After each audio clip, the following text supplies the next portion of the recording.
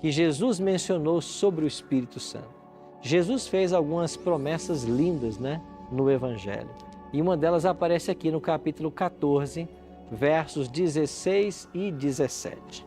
E eu rogarei ao Pai, e Ele vos dará outro Consolador, a fim de que esteja para sempre convosco. O Espírito da verdade, que o mundo não pode receber, porque não o vê, nem o conhece. Vós o conheceis, porque Ele habita convosco e estará em vós.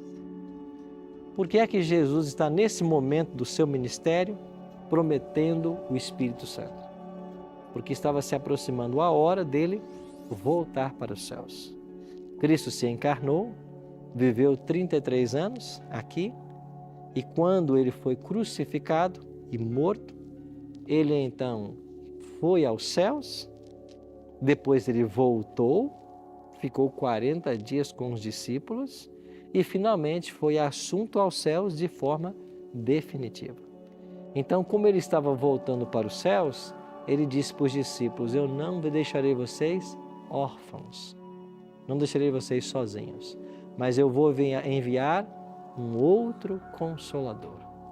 Interessante que quando nós estudamos a respeito do Espírito Santo, esse texto aqui ele é significativo, principalmente quando Jesus promete outro Consolador.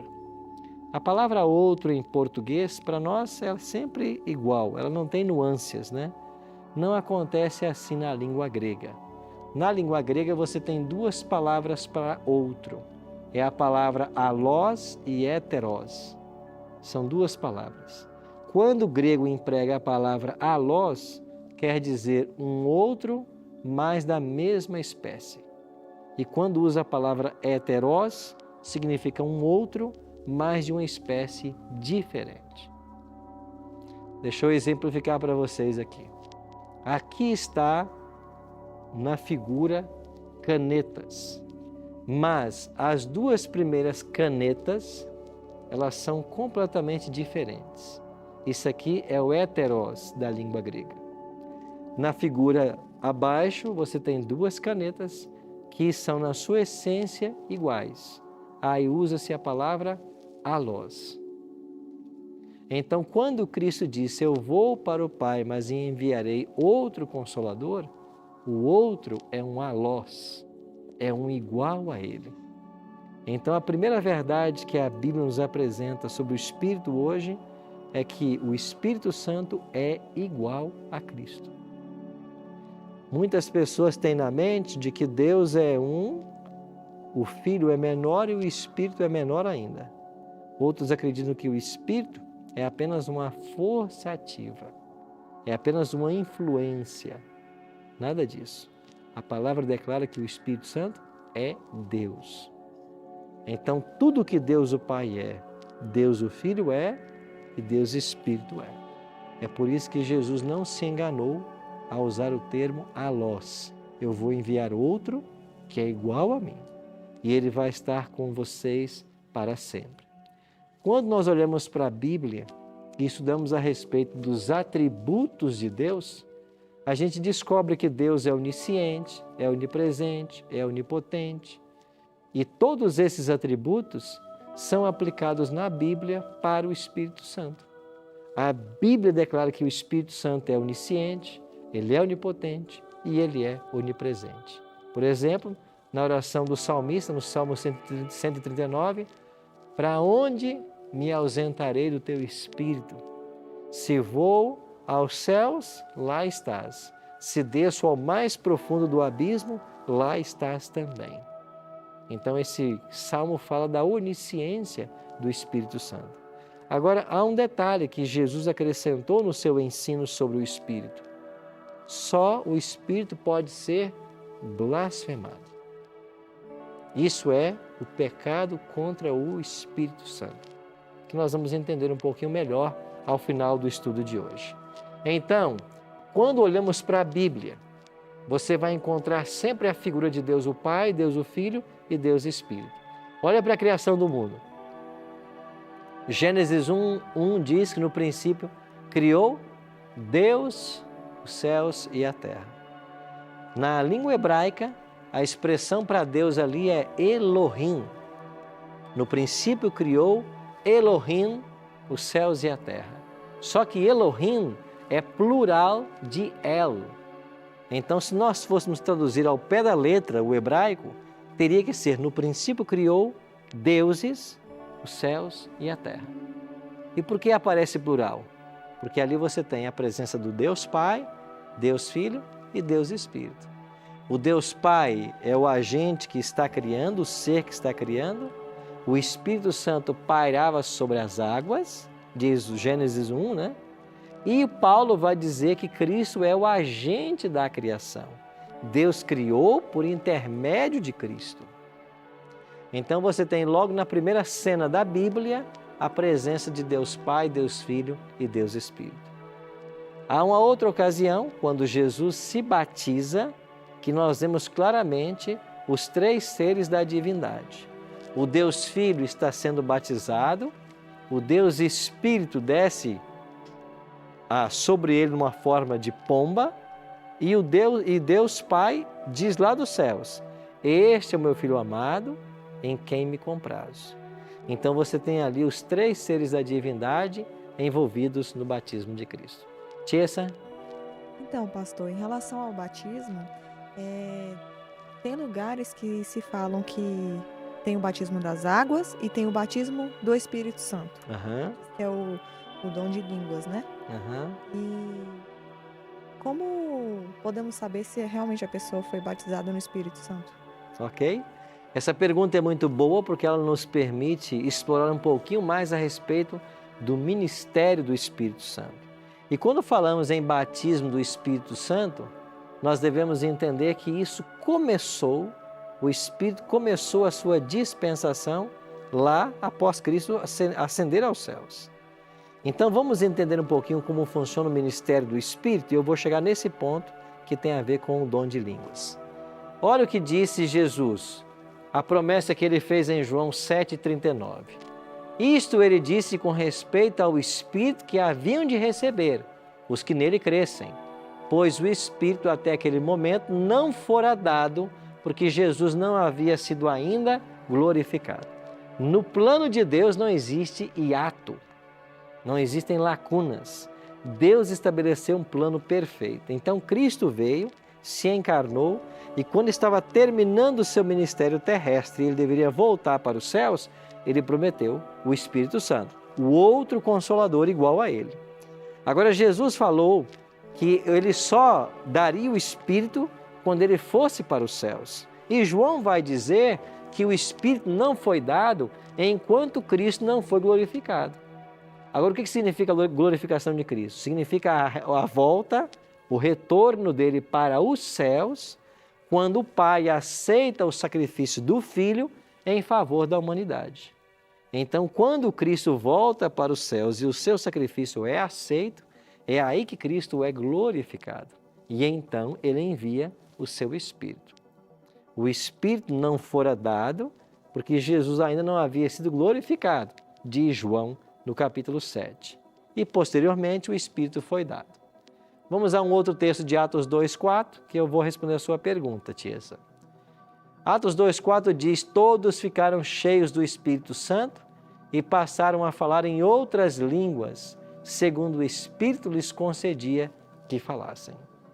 Então, em Atos 2, nós temos o registro histórico que ocorreu lá em Jerusalém, da dotação do Espírito Santo. Então, a primeira vez que o Espírito Santo foi dado foi no dia de Pentecostes. O que era Pentecostes? Era uma festa israelita. O povo de Israel tinha 7 festas que eles celebravam ao longo do ano. E uma delas chamava-se Pentecostes. Tinha a festa da Páscoa, a festa dos pães asmos, das primícias. Eram 7 as festas. Uma delas era chamada de festa dos Pentecostes. Essa festa acontecia 50 dias após a Páscoa. Daí a palavra penta, que tem a ver com 50, e costes, que tem a ver com Páscoa. Então, Jesus morreu por ocasião da Páscoa. 50 dias depois da morte de Cristo, veio a festa de Pentecostes. Aí Jerusalém estava recebendo mais uma vez os seus adoradores, judeus de todas as partes que vinham a Jerusalém para celebrar a festa do Pentecostes. Então eles estavam em Jerusalém, os discípulos lá no cenáculo, escondidos, porque estavam sendo perseguidos, nesse momento.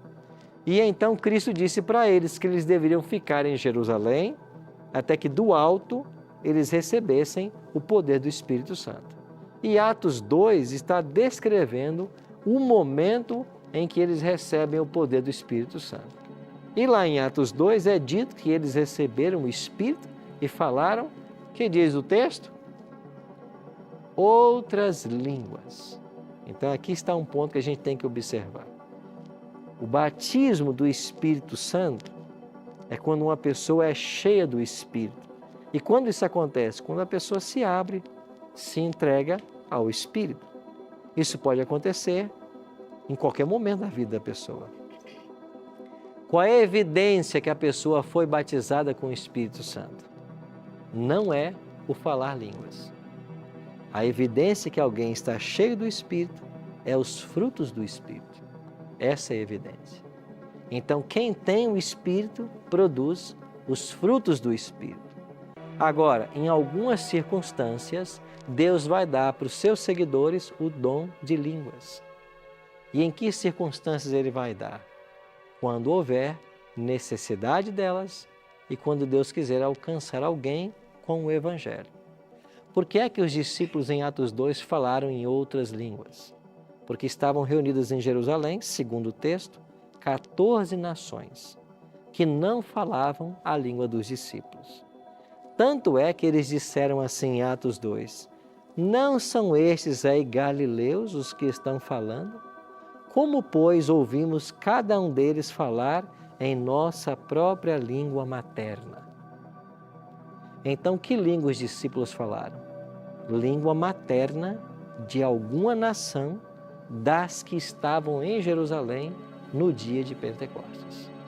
Então, dom de línguas é a habilidade sobrenatural que Deus dá a alguém para falar uma língua com a qual ele nunca teve contato. E quando houver necessidade para isso. Então, os discípulos falaram línguas que eles nunca haviam estudado. E foi assim que o Evangelho foi pregado, e só naquele dia 3.000 pessoas se converteram e foram batizadas. Alguns ensinam que falar em línguas é evidência do Espírito, mas a Bíblia não ensina isso.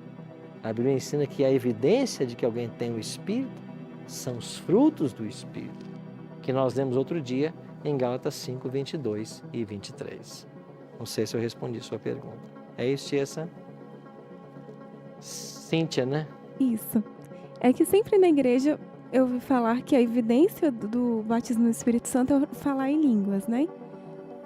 Aí trouxe dúvida agora, assim, porque em 1 Coríntios 14 diz, porque se eu orar em línguas desconhecidas,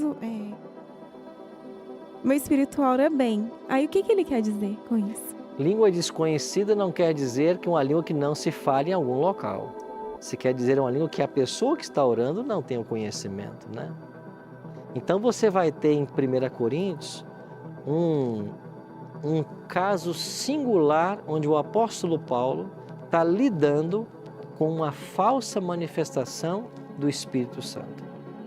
A igreja de Corinto era uma igreja muito problemática. Quando você lê as duas cartas de Paulo à igreja, você vai descobrir que tinha gente lá que ia para a ceia e se embriagava de tanto beber vinho. Você vai ver que tinha incesto dentro da igreja, filho tendo relacionamento com mãe. Você vai ver que há adultérios, prostituições. Era uma igreja muito difícil.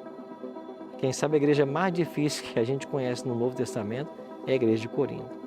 E Paulo escreve 2 cartas para corrigir o procedimento dessa igreja. E tinha gente que estava falsificando o verdadeiro dom de línguas.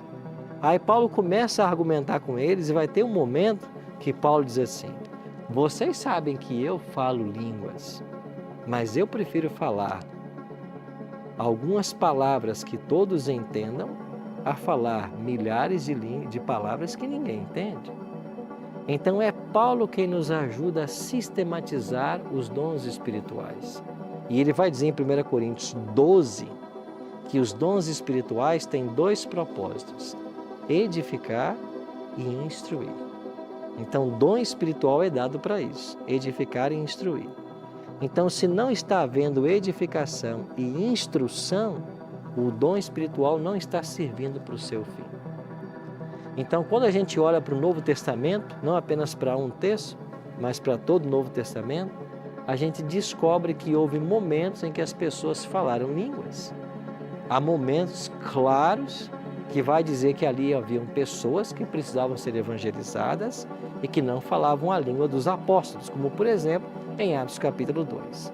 Você vai ter outras ocasiões que vai haver o dom de línguas, mas não se menciona ali que haviam pessoas que falavam outras línguas. Bom, a gente subentende que se o dom foi dado, é porque havia necessidade. Porque deixa eu perguntar para vocês, que necessidade tem Deus agora de me dar o dom de falar, por exemplo, numa língua russa? Se todos vocês entendem o português, por que Deus vai me fazer falar uma outra língua que não é a língua que vocês entendem?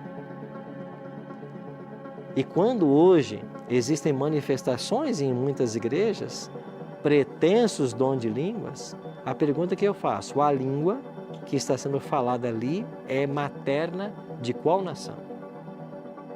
É o inglês? É o japonês? É o chinês? É o coreano? Que língua é aquela? Aí você, quando entrevista as pessoas, e eu já entrevistei várias, a resposta é a mesma. Eu não sei o que eu falei. Você fala línguas? Fala. O que você fala? Eu não sei. A pessoa não sabe o que ela falou. Se eu não sei o que eu estou falando, e se quem está ouvindo não entende, como é que nós podemos preencher os 2 requisitos que Paulo dá para nós, de que o dom espiritual tem que edificar e tem que instruir a igreja? Então nós temos que pensar com mais carinho a respeito desse assunto. Agora, pastor, por que então que as pessoas falam? Eu vou dizer para você.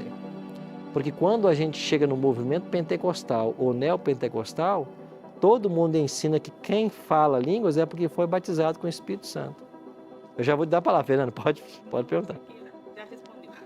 Então, ensina-se no movimento que todo mundo que fala línguas é porque foi batizado com o Espírito Santo. E quem não fala é porque não foi batizado. Aí a pessoa se sente numa pressão tão grande por falar, que em dado momento, em algum momento da vida dela, ela vai começar a falar coisas que nem ela mesma entende. Agora, isso acontece por quê? Porque a pessoa, na sinceridade dela, está buscando seguir a orientação que é dada do púlpito por pastores. Então, ela, na sinceridade dela, acaba falando. Agora, o que ela falou? Ela mesma não sabe. E o que a gente deduz? Que ela falou por uma pressão de grupo, porque todos estavam falando e a pessoa acabou falando também, no desejo que ela tem de ser batizada pelo Espírito Santo. Sim, Fernanda.